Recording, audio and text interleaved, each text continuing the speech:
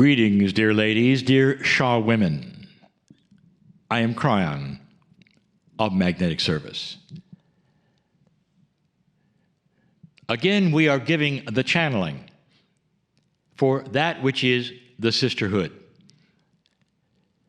Also aware, this particular channel, seen by women only.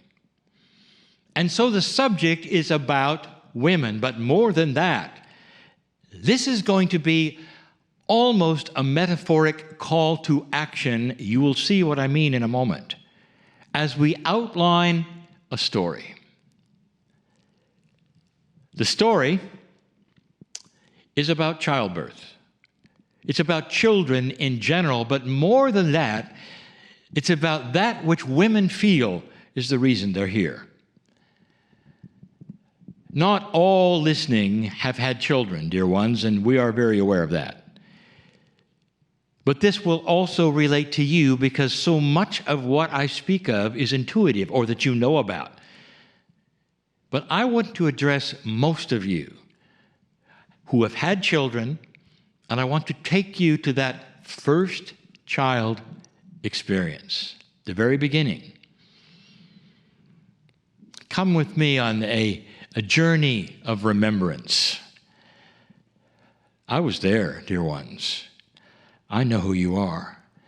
I represent the energy from the other side of the veil that loves you beyond measure, who knows who you are, who knows what is in your Akash. I was there. Oh, that time of expectancy. The child was there. You knew it was there. It was growing in you. You could feel it. There was the excitement, the joy. And so many of you, if you look back now, would say, this is what I was born. I was born to bring children into this planet. This is my legacy. This is what females are for on the planet. This is what they do. Might be controversial. Others around you, they may not agree. And so you might say it softly, but you know I'm right. Those of you who are mothers know I'm right. You existed for the kids. And so this is extremely important to you. The excitement of the expected birth. Can you remember that? You may have had many after that, but this is the first one. There is some apprehension, but you knew it was coming. There is absolutely no doubt. You can't stop it. You were born for it. It's coming. It's here.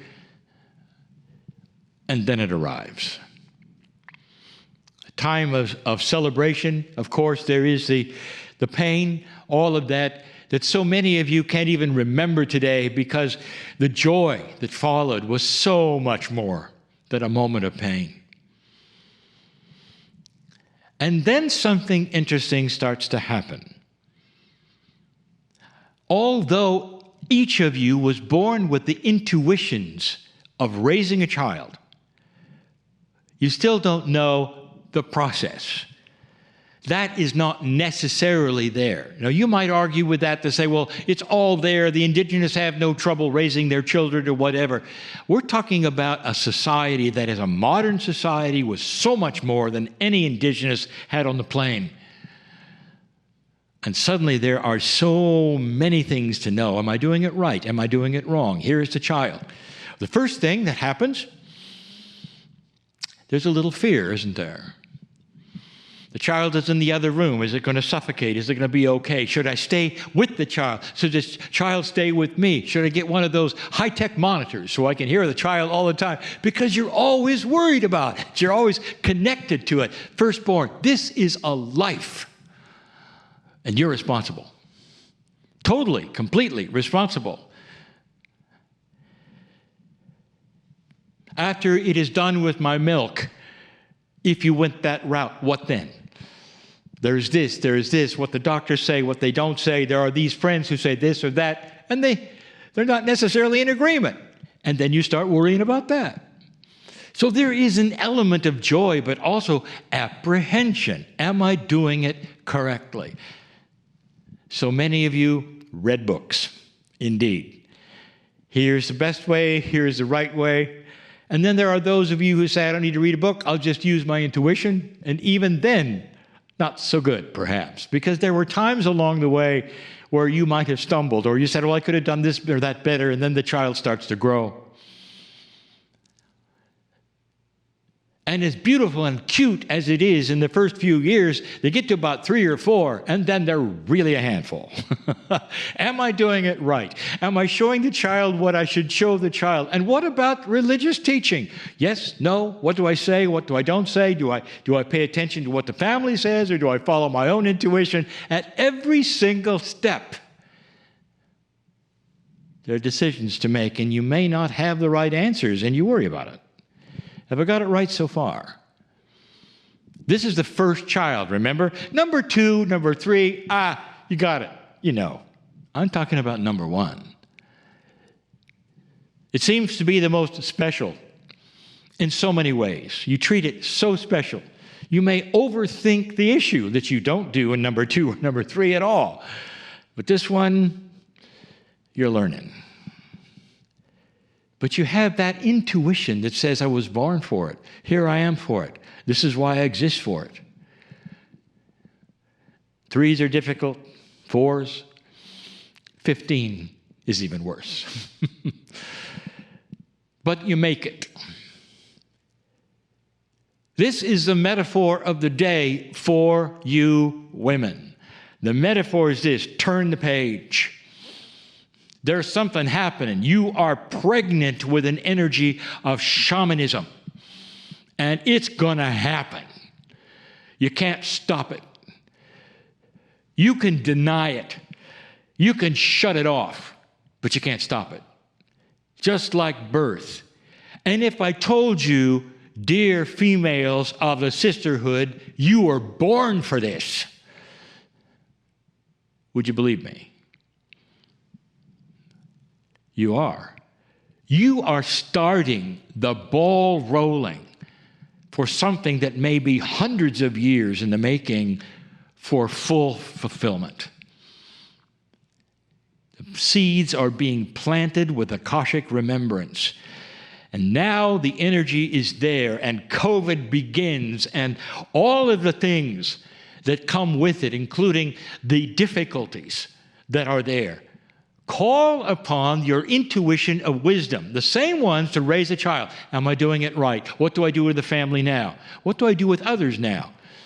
It's so different than you expected. It wasn't there before the energy arrived, before COVID arrived. Are you getting the metaphor yet? Are you worried about it? Yes. You attend the classes. Ones that are coming, perhaps ones that are here, the ceremonies, always asking, was I a Lemurian? Of course you were. Or you carry the Akashic remembrance of your lineage, which puts you there anyway. Are you getting this? This is not linear, either there or not there. You carry the Akashic. You wouldn't be watching this, or hearing this, or listening to it later. That's why you're listening. And all through these times, as you grow, you're asking, what's next? Am I doing it right? Am I doing it wrong? I think I'll read some books. And you too. You've got a teacher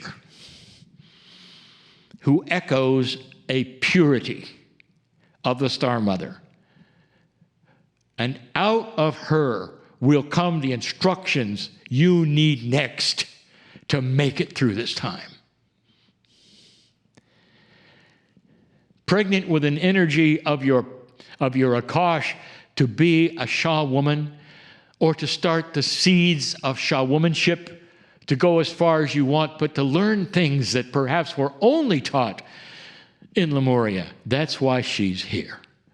And she is the only one at the moment who has that purity to give it to you in this form. She's the only one. You may have intuitions of what it might have been or what you've heard in Lemuria. That's nice. But Mele'ha is the pure teacher. I want you to remember this, because she is the one where you don't have to worry. She's the one to give you the information so you don't have to read the books or wonder about it. You stay glued to the source And out will come things that even she doesn't expect, as she channels the Star Mother and brings you slowly out of that pregnancy of information into that real world, where you start to have a compassionate change of those around you because of what you know and what you're being taught. It's a call to action. To get out of fear.